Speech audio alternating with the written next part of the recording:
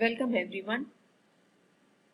I am Dr. Sashikala and today's lecture is related to Unit 4, which is Indian Philosophical Thought. Now in this unit, we have been seeing various great saints and philosophers of our Indian soil. So who is the person I am now going to deal with in this lecture? As soon as you see him, there is no need for me to introduce him. Yes, in today's lecture, we are going to see the greatness of Swami Vivekananda. Now, when I talk of Swami Vivekananda, I cannot avoid this famous saying he has given us. Arise, awake, and stop not until the goal is reached. This is such an inspiring phrase given by Swami Vivekananda, where he was always conscious of propelling the youth of this nation. If we do remember the simple saying he has given us, we all would naturally be very successful in our life. So let us now move on to see about Swami Vivekananda. Of course, he needs no introduction, but there are various aspects of his life as well as his preachings which we should familiarize ourselves. We cannot just call him a Hindu monk alone. He was also a philosopher as well as a great writer. So, he was an embodiment of all that is essential for greatness. We will be aware that his original name was Narendranath Datta, and also he was a true disciple of Sri Ramakrishna Paramahamsa. He was a 19th century Indian monk, or a mystic as we call him, and Swami Vivekananda was the chief disciple of Ramakrishna Paramahamsa. Now when I move to the philosophy of Swami Vivekananda, we should understand that it was born out of the preachings he got from his guru. So he learnt the darshanas, that is the teachings and preachings of the Vedanta and yoga. After learning it, he also had the primary aim of transferring it to the world. The Western world came to know the greatness of Indian scriptures only through Swami Vivekananda. Now he was not just a Hindu monk, he was also a man who tried to bring unity among the different religions. So he was continuously raising awareness on interfaith, and also he brought Hinduism to the fore in the 19th century world.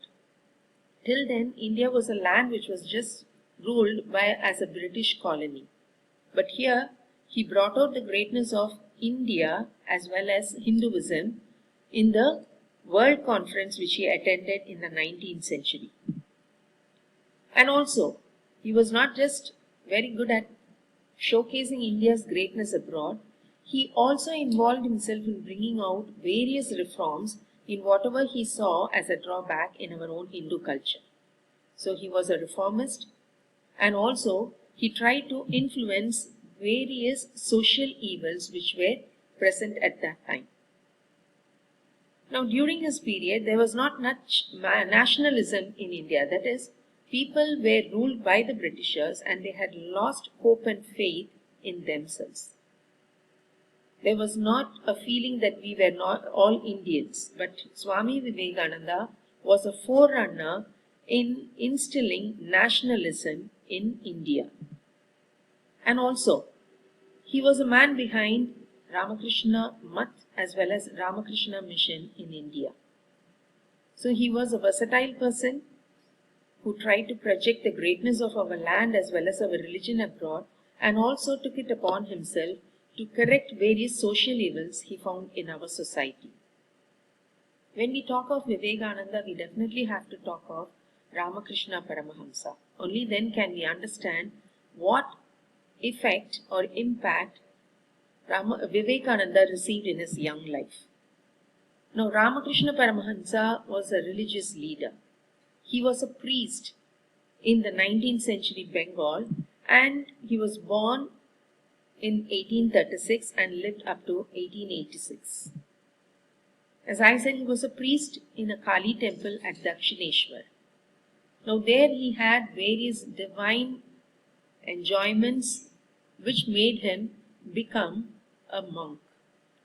So at a very young age, he had the vision of the spiritual goddess, and also from that very young age he sank into meditation and brought forth great truths for mankind. He also was a man who mixed freely with other saints and holy men, thereby improving his own spiritual experience. He was not very much educated, but he knew everything that was in the Puranas, that is the Ramayana and the Mahabharata, as well as the Bhagavata Purana. Through his learnings of these great scriptures, he was able to evolve his own philosophy. Again, he was a man who said that we humans should realize that we are godly in nature. We should find the God in ourselves, whereby we can understand that all humans are equal.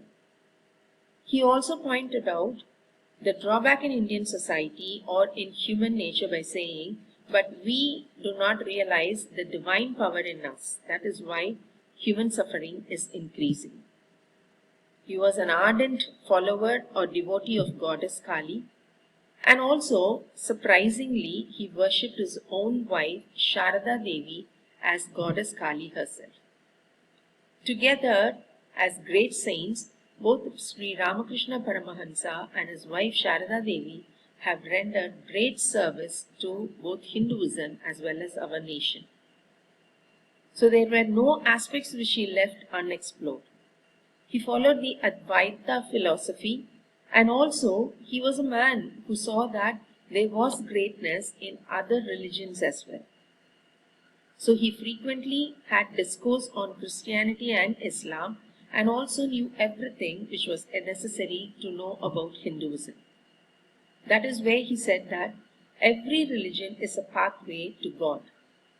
All religions have the primary goal of taking man to God.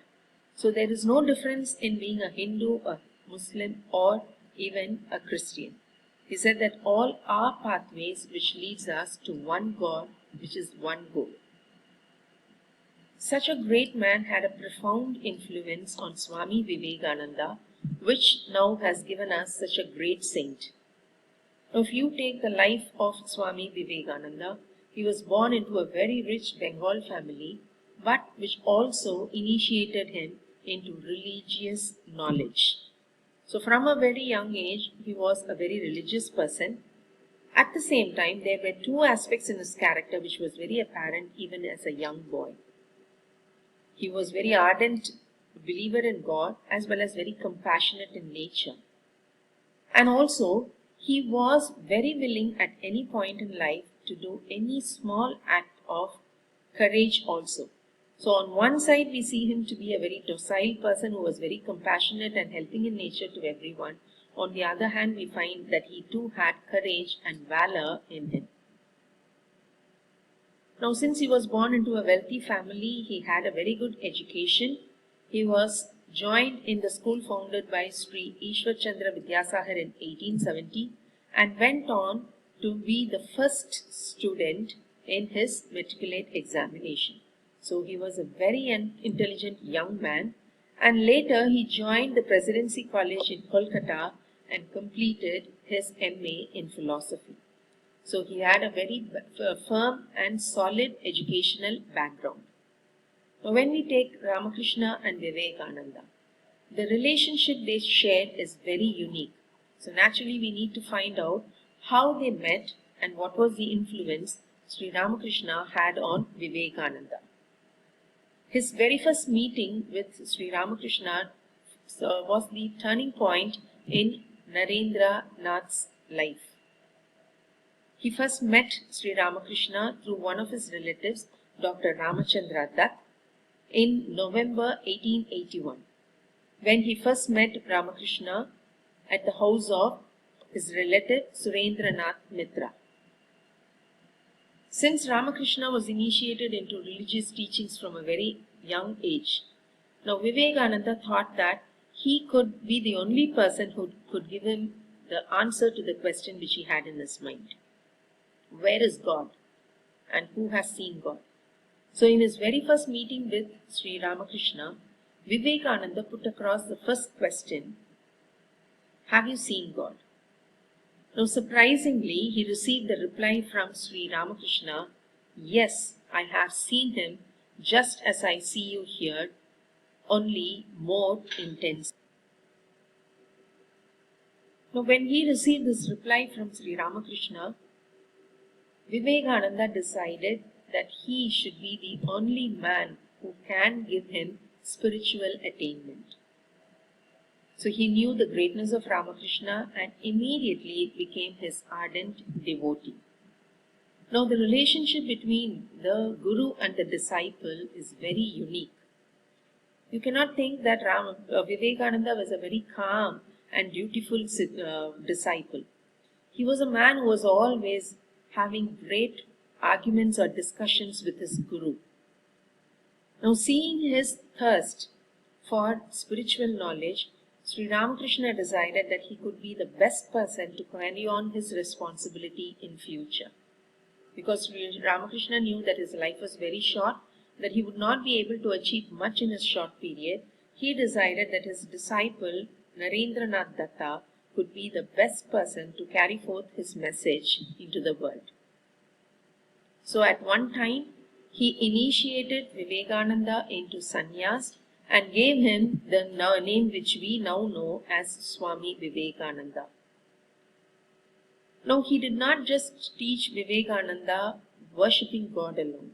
He showed that service to mankind is the greatest service we can do to God.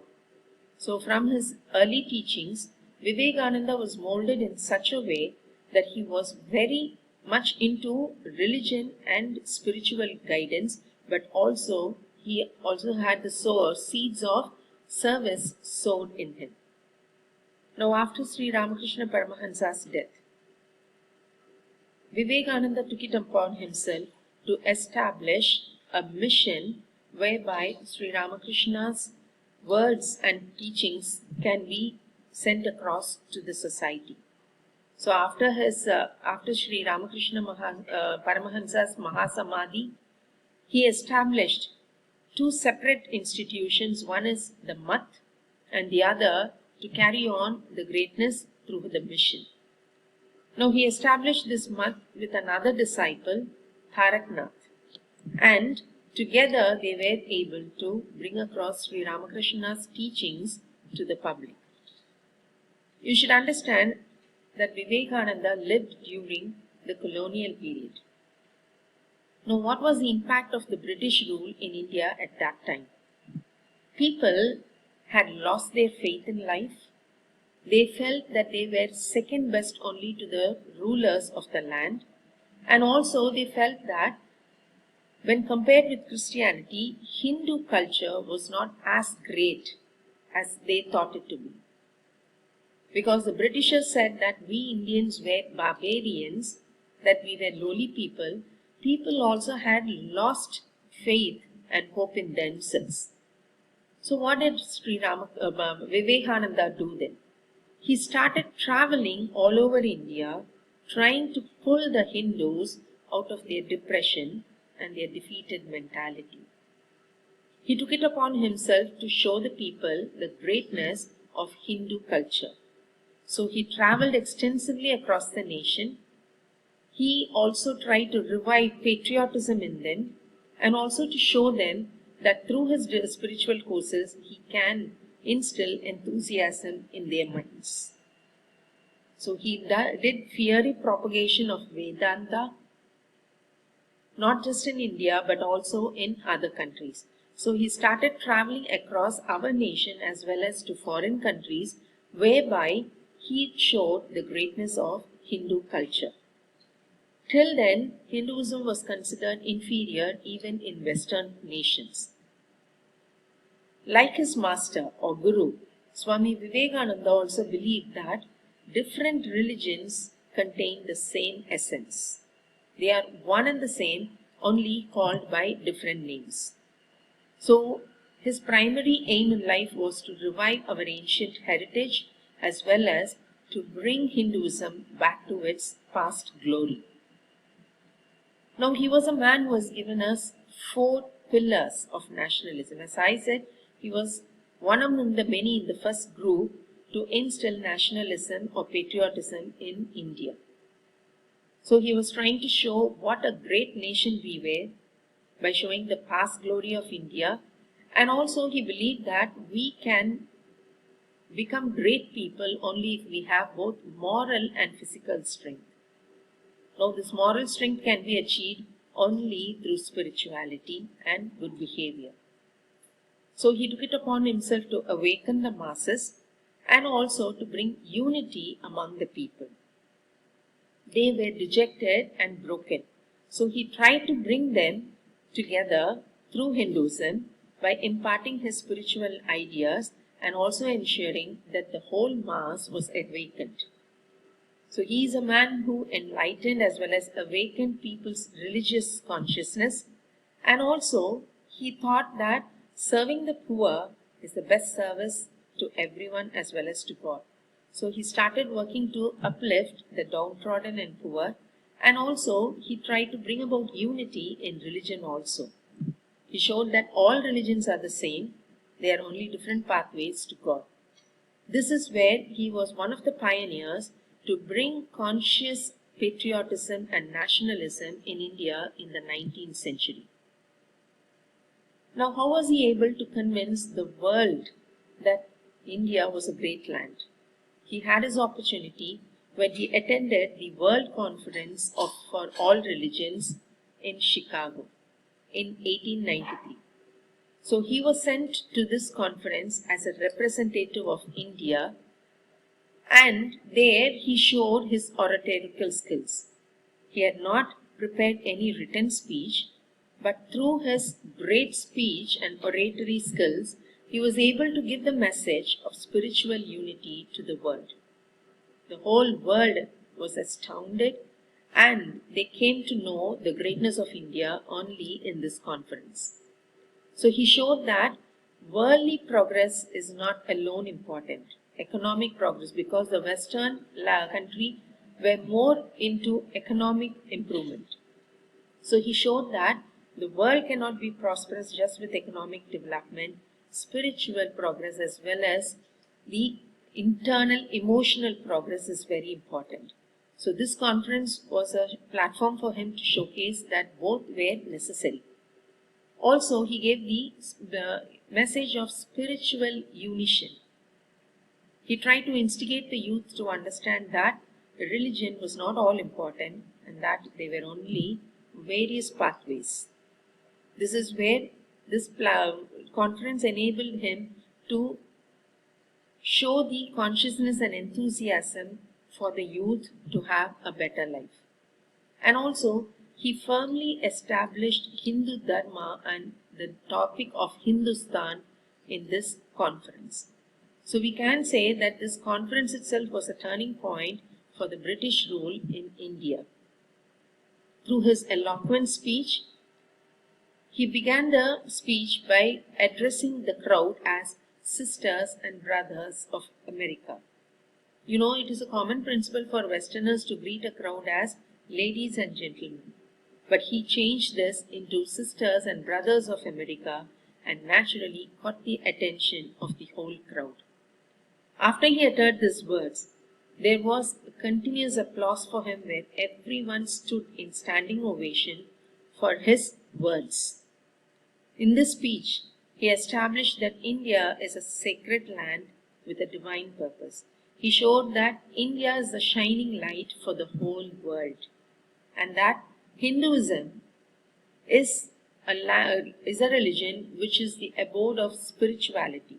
Since Hindus practice Hinduism in Hindustan or India, he showed that this land is a great land. Now, in this World Conference for Religions, he did not criticize by showing the weakness of any religion, but rather he wiped the dirt which had settled on Hindu Dharma because of the colonial rulers here, and also because of the various invaders who had come in and spoiled the Hindu Dharma. So he enabled the people across the world to see the greatness of our Dharma. Now his oratorical skills held the whole crowd in bemused state, where they were entranced by his brilliant oration. Now in this conference, he introduced Hinduism. He showed what are the aspects of Hinduism which makes it a different religion, not just for spirituality but also for religious tolerance.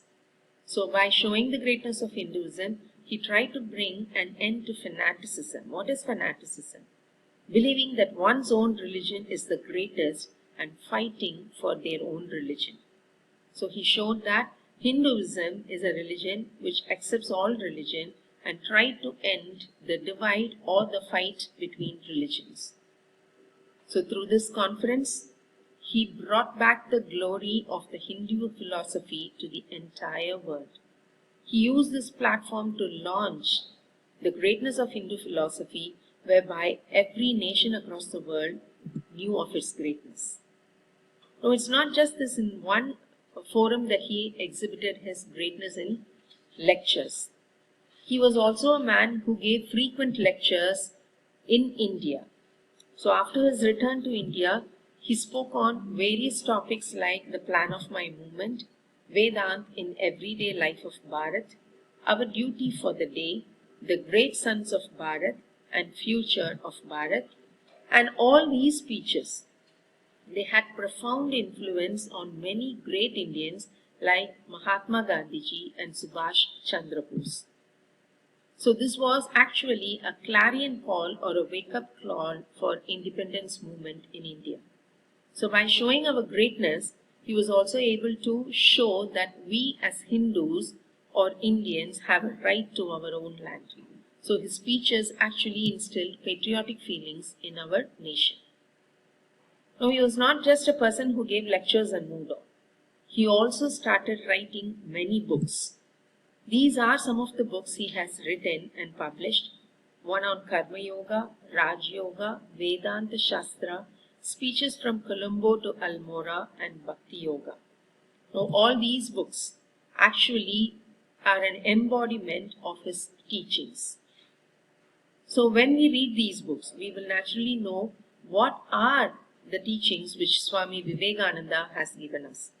Let me here just summarize briefly his teachings under 10 heads. I will call them to be the 10 golden teachings. The first one is, be courageous in the face of troubles. During the colonial rule, we know that Indians had lost hope and they were afraid against the oppressors. So he said, be courageous and face your troubles. You should be persistent. No one can achieve success with just one attempt. So we need to be very consistent and pursue our thoughts for us to be successful. Believe in yourself. This is something which we should learn from Swami Vivekananda. Trust yourself first. Don't rely on other people to help you. You need to believe that you are a great person and you can achieve everything and anything in life. So first of all, place faith in yourself. And then understand that your pathway is never easy and smooth. There are so many obstacles in life. We need to learn how to struggle to improve our growth. And also he showed that material things cannot bring happiness. Don't run after worldly things, but make sure that you serve mankind selflessly. His next saying is, of course, be the best version of yourself. He already said, trust yourself, but that alone is not sufficient. Always in everyday life, try to be a better person than you were the previous day. That is what he meant by be the best version of yourself.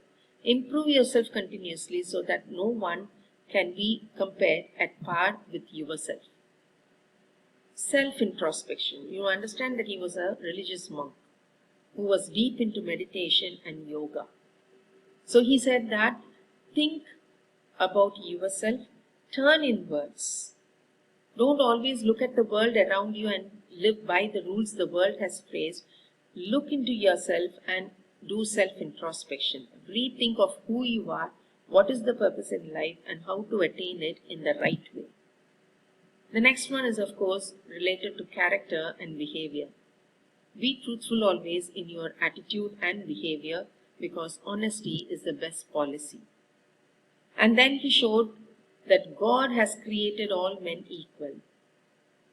Though the men have divided us as rich and poor, forward and backward, everyone in the eyes of God are equal. So make sure that you give the respect to other people as you expect others to give to you. And also empathy. This is where we have to understand the sufferings of other people and do everything we can to help them out of it. So don't just feel compassion and move away from them. Feel empathetic and make sure that you do everything to resolve other people's problems and make them happy. Now, he did not just talk with thoughts on religion as well as on philosophy. He also had great insights as to how education system should function in a society. So here he said, we want the education by which character is formed, strength of mind is increased, the intellect is expanded, and by which one can stand on one's own feet. Nowadays we think that education is just the marks we get. That could of course help us in our career, but what about the other most important aspect of life where your behavior rests on? That is why he said, shape your behavior. Education is something which should make a man the best version of himself. It should increase his intellect and also help him to live his life on his own. Now coming here to say education, he rather upheld the Gurukula system of education, which gave importance to character of the student. So he wanted to create good humans by inculcating good thoughts in them and also making everyone realize that they have the responsibility of learning both spiritual as well as worldly education. Don't just think that marks alone are necessary. On the other hand, your personality development also is very necessary through your education. That is why he said, make sure that you do not have a negative education. That is where you put down your culture. You think that Indians and India is not as good as other countries, because that is where you are writing your own death. So an education should be where patriotism is instilled in youngsters and realizing that our nation as well as every one of us is great, and making sure that we do not let this culture die down. So keep this in mind, that you have the duty to propagate our culture into the future. Now, being a monk, he was a man very deep into meditation, and also he says that even fools can become great people. They can become great sages through meditation. But sadly, he knew that people did not give much importance to meditation. So when we look at his teachings, we can see that he actually wants us to liberate ourselves as well as our souls from inertia. Don't be self-satisfied with whatever you have. Always think that you need to improve yourself from what you were yesterday. He was a man who lived on this earth just 39 years. And also he came into public life only for the last 14 years. But what he has left this nation with is something which we can feel even today. All his teachings and preachings, they still hold good today, and the youth of the present day should definitely be inspired by his words. Because he always concentrated on the youth, he wanted them to be brave and fearless only when they face challenges. But otherwise he never promoted violence. He always wanted them to be courageous in hardships. Sadly, Swami Vivekananda passed away due to heart attack in 1902. But he has left profound influence on many people, both during his lifetime as well as in the present era. Because he firmly believed that we are what our thoughts have made us. That's why he said, have good thoughts in you. Take care of what you think. Words are secondary. because we naturally exhibit only words after thinking. So make sure that your thinking is good, because thoughts live and they travel far. So first control your thoughts, make sure that your thoughts are good and pristine, and your actions will naturally follow it. So here we can see that he was a man who influenced many people. First let me here show Max Muller. He was a philosopher, and then he influenced Sir John Henry Barrows. He was just a churchman, a clergyman. And then Mark Twain, he was a great writer of his time. He was also deeply and profoundly influenced by Swami Vivekananda. And then you have Romain Rolland. He was also a writer who was awarded the Nobel Prize for Literature in 1915. And then Sir Nikola Tesla. He was a great entrepreneur, an engineer, and he was a man who was profoundly influenced by Swami Vivekananda. Now, when I talk of the influence Swami Vivekananda had on people, it's not just people who took in his teachings. Many people actually changed themselves and started following him throughout the world. To name a few, Christine Greenstidel became later Sister Christine. Margaret Noble became Sister Nivedita in her later years. Mary Louise, who was a French woman, became Swami Abhayananda, and Leon Landsberg later became Swami Kripananda. So you can see that his influence was so profound that many people became his ardent disciples. And of course, I should also mention about John D. Rockefeller, who was a business magnate, and he became a philanthropist. A philanthropist is where a person uses their wealth for the betterment of the society.